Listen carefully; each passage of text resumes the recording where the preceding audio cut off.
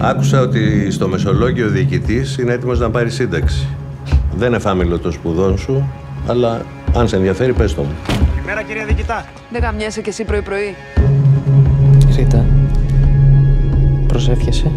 Προσπαθώ. Ξεκινάω και μετά σταματάω γιατί αρχίζουν να βρίζουν.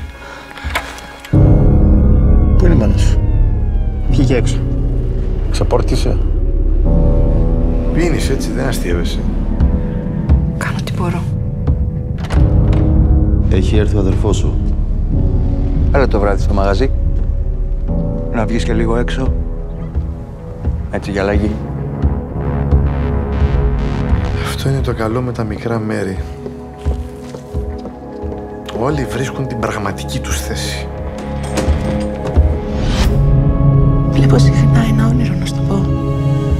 Βγαίνω από μια θάλασσα κατακόκκινη από το αίμα και βγαίνω στην παραλία και βλέπω ανθρώπους και περπατάω ανάμεσά τους και συνειδητοποιώ ότι είναι όλοι νεκροί και ανάμεσά τους ακούω μια λέξη. Τι λέξη? Μια φωνή που λέει κι άλλο. Πες μες στο περιπολικό, Βαγγέλη!